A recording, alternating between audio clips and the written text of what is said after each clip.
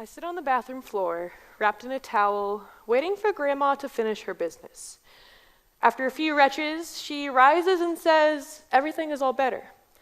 Sweetly, with sour breath, she utters, "You're such a good girl, Brookie Taylor."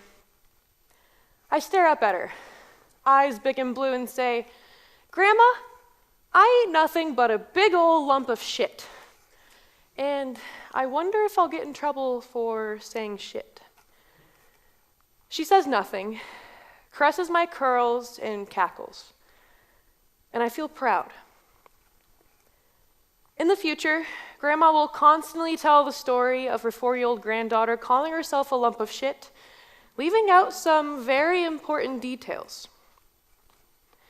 Grandma will never acknowledge who those words actually came from, but her granddaughter will always remember what they taught her. I will continue to feel like a lump of shit.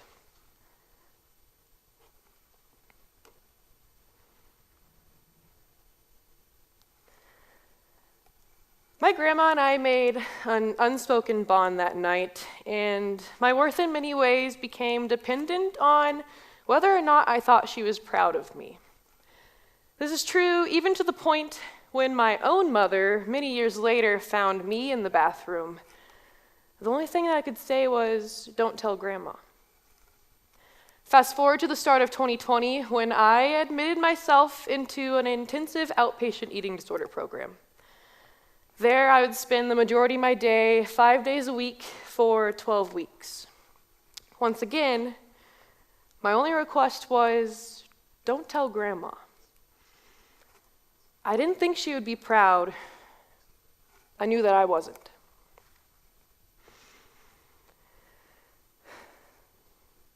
I sit in a chair around a large square table, waiting for other patients to arrive. Right now, there are only 2 of us. I wait for skeletons to enter the room, but the only body that does is ample and sturdy, a therapist. She stares at me, and I feel uncomfortable. I ask where everyone else is, and she says that we are it. She shares some bit about not being able to recruit, as if this were a club. I soon learn that she's the therapist assigned to me. She hands me a binder that has a 5-inch spine, which will soon become my new Bible. I immediately regret having signed myself up for this, and the girl across from me doesn't look too thrilled either.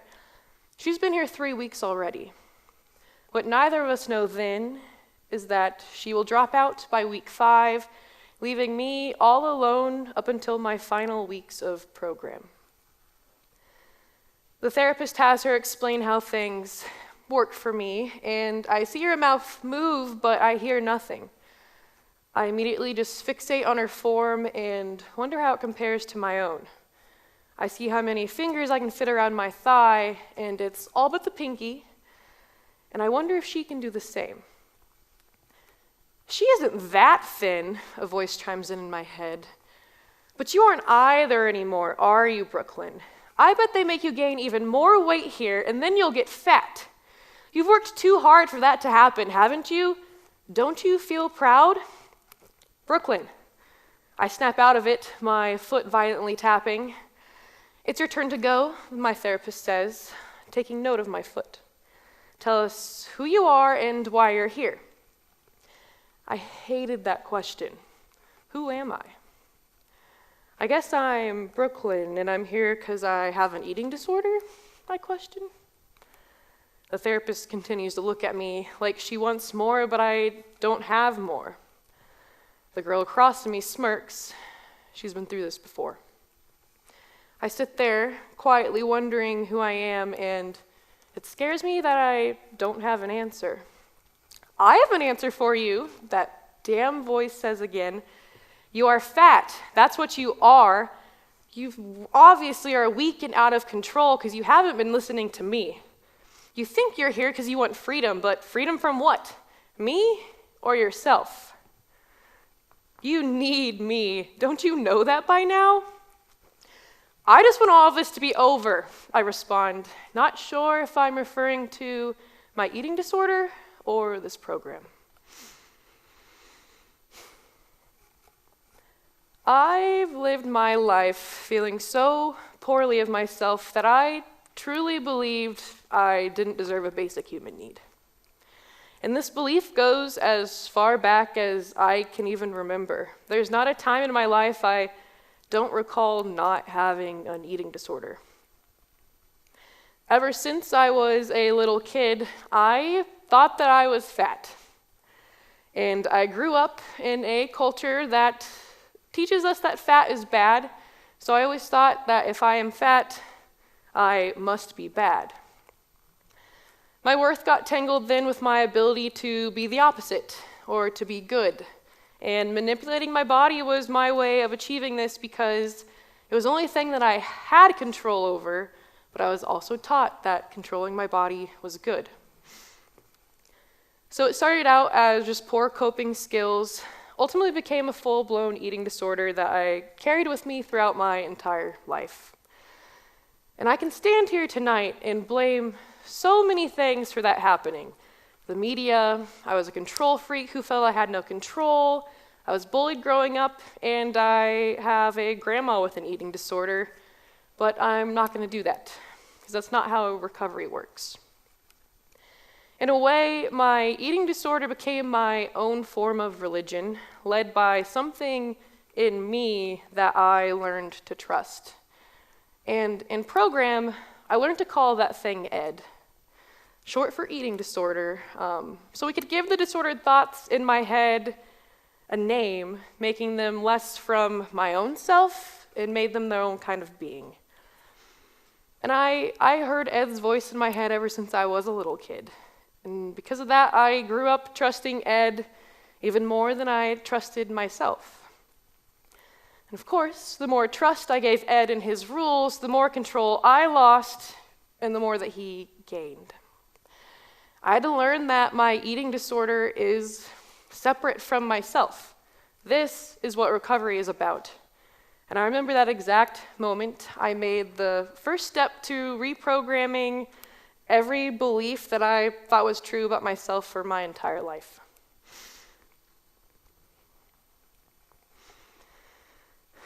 I sit around that large square table, waiting for another therapy session to begin. Another ample therapist enters the room, and she stares at me, but this time I don't mind because she has kind eyes. All right, everyone, stand up. Tonight we're going to move according to how we feel. And I'll start, she says as she begins to sway back and forth. Now you copy. I stand and begin swaying, but am stiff just thinking about how stupid I must look.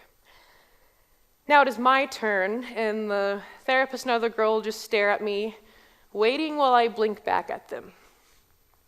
After an awkward amount of time, I slowly begin shaking my head no, as if to say, no, I am not doing this. The therapist just squints at me, thinking, and I feel confused. But she starts slowly shaking her head no back at me, revealing a slight smirk to tell me that she's not going to put up with my bullshit, and I'm going to be doing this exercise. So there we all are, standing there, just shaking our heads no at each other, not looking the happiest. And finally, it's the other girl's turn, but of course, it turns out that she's a dancer. So she does some elaborate move, looking confident and beautiful while doing it, and I, of course, can't copy it. This makes me even more frustrated, and once again, I fixate on her form.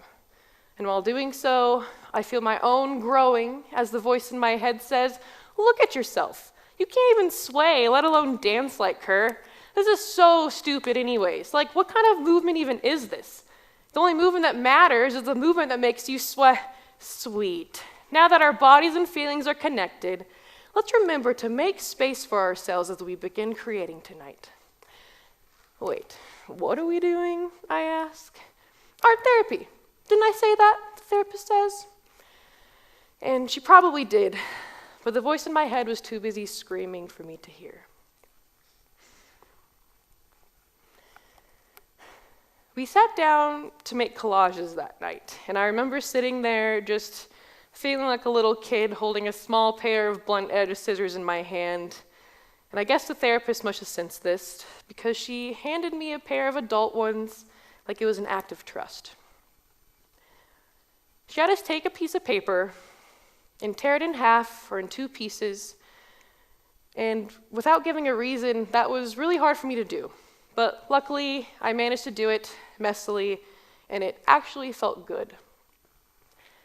She told us to then pick one of those sides and make a collage that depicted our eating disorder. And on the other side, a collage that depicted ourselves. So that whole night, we sat there quietly sifting through all these therapy magazines, trying to find words and images that meant something. And to my surprise, by the end of that session, I had a complete collage made. And I look at those two pieces together, and they make a yin-yang-like symbol, just because of how I tore it. And right then, I realized that I've been trying to create balance in my life with two things that can never coexist. I can't live and have an eating disorder. I remember that the two pieces are separate, and I take them apart, making the first small but literal separation between myself and my eating disorder. After all the cognitive and behavioral therapy sessions I sat through, nothing stuck with me quite as viscerally as that night in art therapy did. And the information stayed with me because I could hold their meaning in my hands. It was like holding pieces of myself in my hands. And there were pieces of myself that I didn't even knew were still there. It didn't require using my words, which I didn't have or understand well enough, and it didn't require fighting for control for once. It allowed my inner space, or my inner self, the space to do what it needed, and it allowed me space that I never allowed myself to even take. For the first time, there was just silence. There was no listening to therapists, no interruptions from Ed. I could finally just listen to myself.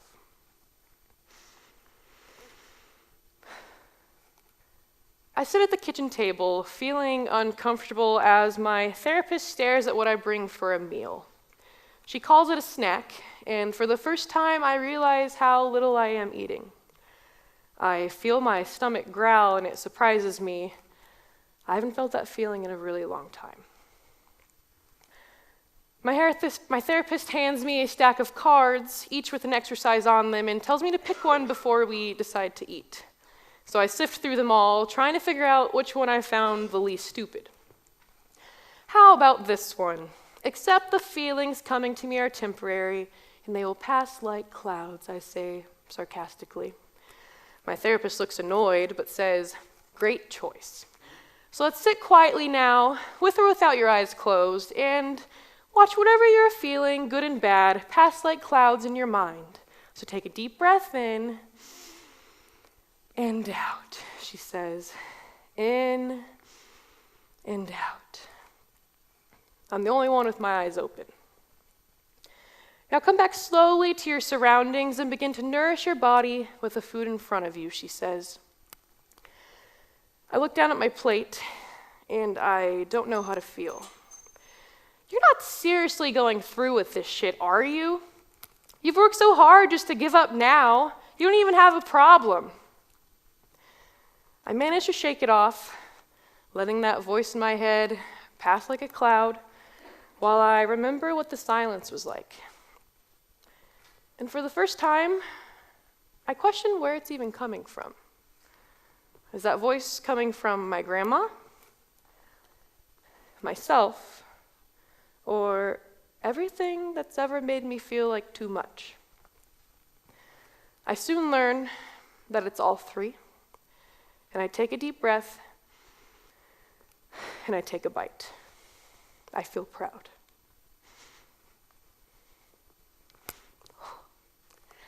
In March of 2020, I was released early from the program, literally for good behavior.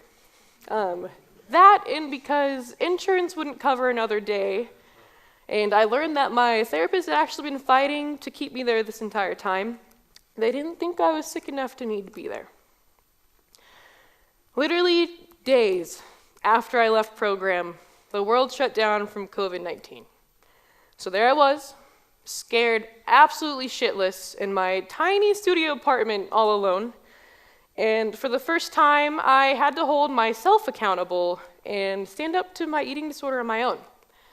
The problem was I could not remember a damn thing from program. I had that stupid binder still, but it was worthless to me.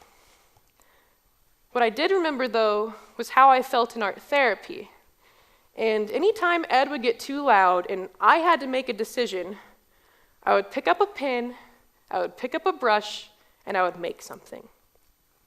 I wrote, I drew, or I painted. And anytime Ed would get too loud in my head, and I created, he got a little less quiet. And the more I did that, the less he even tried coming back. And one day, he finally just stopped. So today, I don't even hear Ed's voice. I finally just hear my own.